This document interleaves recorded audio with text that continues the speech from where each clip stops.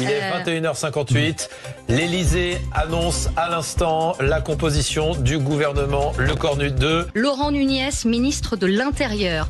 Catherine Vautrin, ministre des Armées. Jean-Pierre Farandou, ministre du Travail et des Solidarités. Monique Barbu, ministre de la Transition écologique. Gérald Darmanin est bien confirmé, garde des Sceaux, ministre de la Justice. Roland Lescure, ministre de l'Économie. Très bien qu'il n'y ait pas trop de politique, de tête de politique. Je trouve qu'il y a une bonne répartition entre des professionnels et du privé. Les vraies voix Sud Radio. Avec cette question du jour, Philippe Bilger, le casting gouvernemental est-il convaincant selon vous ? Je ne connais pas tous les ministres qui ont été nommés, mais j'ai cru comprendre que même ceux qui étaient prétendus techniques étaient des gens, notamment le ministre de l'Éducation nationale, étaient des gens qui avaient déjà une forte compétence. Premier point. Sur le sujet. Absolument. Sur le deuxième point, ce gouvernement démontre à quel point la liberté que croyait avoir Sébastien Lecornu était vaine, puisqu'en réalité, non seulement le président ne lui a pas laissé toutes les cartes, mais à l'évidence, il a inspiré la composition de ce gouvernement, aussi bien avec la liste de certains entrants qu'avec le départ de certains qu'il ne souhaitait plus. Donc, dire que je suis déçu, je pourrais en effet l'affirmer si je n'avais pas une crainte que ce gouvernement ne dure pas infiniment longtemps. Samuel Botton. Je ne m'attendais à rien, donc la déception, elle reste relative. Je note quand même qu'il y a quand même... Alors, je suis extrêmement d'accord avec ce qu'a dit Philippe. Moi, je vais même réenchérir sur Papin, qui est issu du commerce coopératif, donc Système U à l'époque, qui a un très bon profil et qui rejoint ces profils de terrain dont on a besoin. Maintenant, j'ai un regret, c'est qu'il a été appelé. Et comme vous l'avez dit, c'est un gouvernement qui peut être très éphémère, on le verra plus tard. Et c'est dommage de se priver dès maintenant d'un homme comme ça. Sur le reste... forcément, on est à mi-chemin entre le gouvernement politique, puisque des macronistes et quelques LR qui font la nique à Laurent Wauquiez et Retailleau, et pour le reste, effectivement, de la technique. Laurent Nunez, par exemple, c'est une bonne idée, peut-être. Laurent Nunez, à une époque, c'était la nounou de Christophe Castaner sur le même ministère, donc pour le coup... Mais au tout début du macronisme. Le régalien n'est pas complètement défait, vous avez raison. Donc voilà, il y a des bonnes choses, il y en a d'autres, après ça suscite des questions, qu'est-ce qui va se passer par la suite, et ce gouvernement, mais pourquoi faire après ? Monsieur Dorido. Oui, Madame de Minibus. Écoutez, ce gouvernement, je voudrais pas casser l'ambiance, c'est quand même ça donne le sentiment de. Non, elle est pas. Vous n'avez encore rien vu. Elle est pas dingo, comme disent les mômes, et là, ça donne vraiment le sentiment qu'on prend les mêmes et on recommence, quoi. C'est-à-dire que oui, certes, il y a des nouvelles têtes issues de la société civile. On se croirait de retour en 2017 avec un Emmanuel Macron qui dit ça y est, on va virer les vieux politiciens, on va amener des personnes qui savent bosser, qui connaissent la vraie vie. On a vu ce que ça a donné et en plus la différence c'est qu'en 2017 il avait un élan après sa première élection. Là aujourd'hui il est complètement dans le marasme et non, il n'y a rien d'enthousiasmant, rien d'excitant. Je rejoins effectivement ce qui vient d'être dit, c'est dommage, on a des personnes, des profils qui sont intéressants, qui vont se cramer, passez-moi l'expression, qui dans un gouvernement qui est d'ores et déjà un naufrage en réalité, donc c'est vraiment pas enthousiasmant, non. Alors, moi, ce que je trouve génial dans ce gouvernement, c'est que c'est encore une fois du en même temps. J'adore qu'on mette Monique Barbu, anti-nucléaire connue et reconnue, avec comme porte-parole Maud Bréjon, ingénieur nucléaire. Ça, je trouve ça déjà extraordinaire. Bon... Par contre, il y a un point positif. C'est pas pour ça, c'est pas parce que vous êtes ingénieur nucléaire que vous pouvez pas changer d'avis. Elle est pro-nucléaire. Maud Bréjon est pro-nucléaire à fond, alors que l'autre est anti-nucléaire à fond. Donc ça implique de faire des choix. On a besoin du nucléaire. Donc mettre une anti-nucléaire, à moins que ce soit pour vouloir faire plaisir aux députés écologistes. Je ne pense pas que ce sera le secteur prédominant dans les discussions gouvernementales. Non, je ne pense pas, non. Mais déjà, moi, il y a le symbole. Bon, par contre... Mais c'est intéressant d'avoir des avis diffèrents. Oui, mais non, sur ce domaine, un gouvernement, c'est pas des avis divergents, c'est une équipe où tout le monde tire dans le même sens.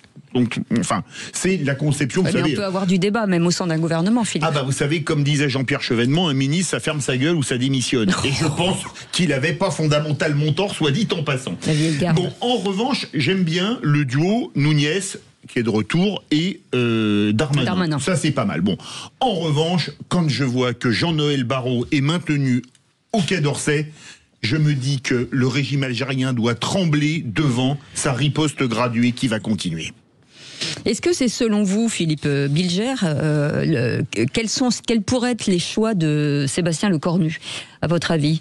Parce que, il n'y a pas que les macronistes dans ce gouvernement, il y a aussi des LR, et ça, c'était la volonté de Sébastien Lecornu. Alors, les LR, ils ont pris la seule décision qui valait la peine d'être prise, ils ont exclu les 6 ministres. Mais en réalité, nous parlons, évidemment, compte tenu de ces chroniqueurs de manière très intelligente, mais ça va dépendre du Parti socialiste. On est en train de discuter, mais tout va dépendre du Parti socialiste demain après-midi. Prononcera-t-il cette fameuse phrase « suspension des retraites » ou non?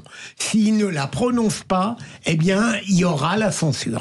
Ça soulève un double problème, même. C'est-à-dire que si cette phrase est prononcée, si cette phrase est prononcée, ça suscitera l'adhésion des socialistes.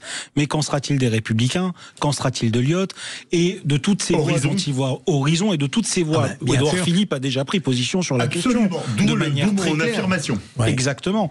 Donc, c'est vrai que c'est un jeu d'équilibriste, et moi le seul truc qui tend à me rassurer pour éviter cette censure, c'est que les socialistes ne se soient pas encore prononcés. Mais pour le coup, tout ça est tenu à un discours de politique générale.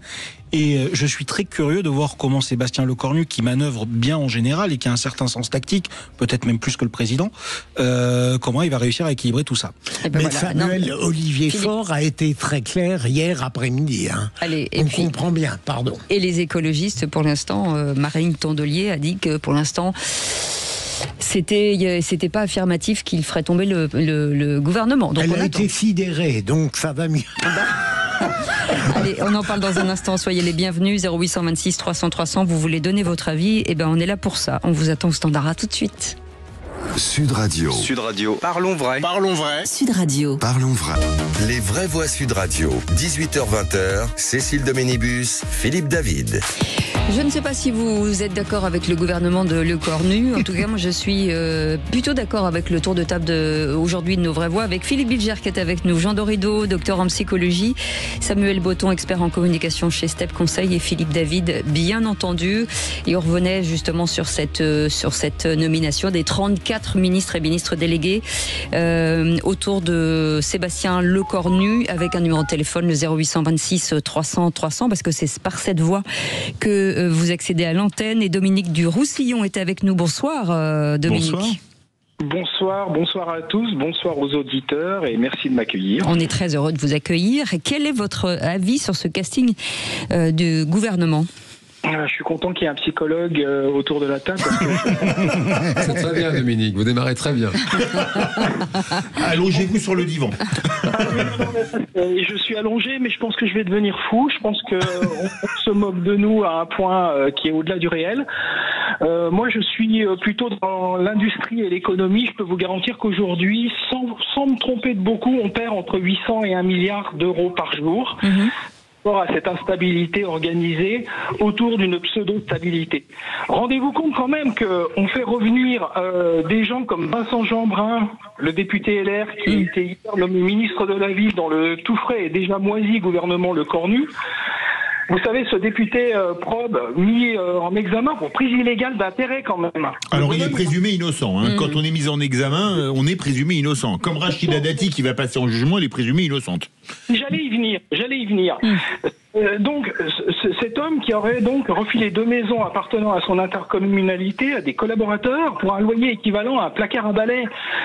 Aujourd'hui, il y a un truc qui va pas. Rachida Dati, on annonce quand même qu'elle aurait touché 1 million d'euros de prêts et d'honoraires qui lui étaient donnés par Renault Nissan, qu'elle n'arrive pas à justifier. Quand moi, je vends quelque chose sur le Bon Coin pour 100 balles, on va me demander de le justifier. Il y a un truc qui va pas. Rappelez-vous quand même que M. Dupond-Moretti a été capable de payer 80 000 euros une Maserati en espèces sans que quoi que ce soit lui ait été demandé. Moi, je vous mets au défi, Cécile, de sortir 1 000 euros de votre poche et d'aller acheter quelque chose à 1 000 euros en espèces et de ne pas pouvoir le justifier devant le fisc. C'est impossible. Mais ce monsieur a pu aujourd'hui prendre 80 000 euros. Donc en fait, tout ça pour vous dire que on est en train de se foutre de nous, on est en train de nous faire un théâtre d'ombre, oubliant que les Français aujourd'hui ont du mal à joindre les deux bouts. Notre hôpital est en grande difficulté, notre sécurité est en grande difficulté, notre justice, notre police, notre éducation nationale. Et tout ça n'est fait que pour faire de l'esbrouf. On nous parle des retraites qui étaient quelque chose, mais un totem absolu sur lequel il ne fallait pas bouger. On va peut-être le balancer aux orties pour obtenir quelques voix des socialistes, mais ce pays est fou.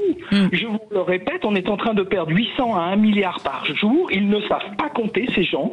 Et aujourd'hui, le pays est sur le flanc. Et nous, on regarde ça, on s'en amuse, on en discute. On devrait sortir dans la rue et pousser de grands cris. Monsieur le psychologue, est-ce que vous avez un rendez-vous pour moi? J'en ai besoin. Dominique, vous restez avec nous, bougez pas, on vous laisse en ligne. Gilles est avec nous de Toulouse. Oui, bonsoir, merci Gilles. de m'accueillir. Bonsoir Gilles, bienvenue sur Sud Radio. Merci à vous, bonsoir aux auditeurs. En fait, je conçois absolument avec ce que je viens d'entendre. Dominique. Oui, Dominique, qui a parlé très justement et qui, à mon avis, dont la voix représente celle de beaucoup de gens qui se taisent aujourd'hui parce qu'ils sont dans un quotidien qui ne leur laisse que le travail et dormir, finalement. Donc on est paupérisé depuis une vingtaine d'années parce que l'Europe nous promet aujourd'hui de plus grand et que nous aurions peut-être pas trouvé à l'époque de la France. En conclusion, personne n'a demandé au gouvernement un budget, un audit par rapport à l'argent qui est collecté et dépensé. Donc on va parler des impôts, on va trouver des boucs émissaires comme les retraités. Aujourd'hui, demain, une autre CSP que j'ignore. Mais en vérité, qu'est-ce qui est fait de tout cet argent? Oui. C'est la question qu'on se pose. Gilles, restez avec nous. Philippe Bilger, vous sentez quand même que, à un moment donné, il va falloir trouver des solutions parce que là, la colère est Si vous immense. le permettez, Cécile, je voudrais retenir deux points similaires dans les deux propositions de nos invités, Denis et le dernier. Gilles et Dominique. Gilles, pardon. C'est d'abord le fait qu'ils nous remettent en tête le désastre financier, alors que les péripéties politiques pourraient nous les laisser oublier, tellement elles sont à la fois épouvantables et dérisoires. Et deuxième élément, j'ai beaucoup aimé cela dans le propos de Denis, c'est, on a beau dire, l'importance de la morale en politique. Lorsqu'il déplore le fait que des gens qui ne sont pas condamnés, certes présumés innocents, tiennent encore le haut du pavé gouvernemental, ça peut poser un problème. Allez, vite. Oui, je suis très touché par l'appel de Dominique pour une consultation, et en plus, c'est dit avec de l'humour, bien sûr, et en même temps, ça n'est jamais par hasard que ce genre de propos est tenu. J'entends la colère de Dominique dans ses propos, je pense que je la comprends, je rejoins Philippe Bilger, c'est vrai que ça met en colère tout ça, on nous a rabattu les oreilles sur la retraite typiquement, comme quoi c'était vraiment le pilier, vraiment le truc vraiment indéboulonnable. On voit Elisabeth Borne qui mange son chapeau, on se demande bien sur les conseils de qui, et c'est vrai que ça met en colère. Samuel, allez, non, moi je vous dirais juste que ça fait 40 ans qu'on a des ministres qui sont mis en examen. Donc là-dessus, écoutez, ce n'est qu'un éternel recommencement, on vit avec, c'est comme ça, je dis pas que c'est bien. Ça s'était arrêté avec la jurisprudence Balladur, théoriquement. Hein. Alors, théoriquement, ça aurait dû s'arrêter avec la jurisprudence... Balladur. Non, l'autre, celui qui avait des comptes en Suisse et qui était socialiste. C'est Balladur que ça a été qu'un ministre mis en examen devait démissionner. Mais ça a continué après, donc je veux dire, après, c'est aux politiques de se regarder dans un miroir sur cette question-là, il n'y a rien de nouveau. Et effectivement, par contre, il y a un point qui est très important, c'est le besoin d'un retour à une stabilité économique, ne serait-ce que, d'une part, pour les citoyens, et pour énormément de secteurs, dont l'immobilier en partie, qui vont en avoir besoin à un moment. Et là, pour le coup, déjà, c'était dur d'accéder à un logement avant.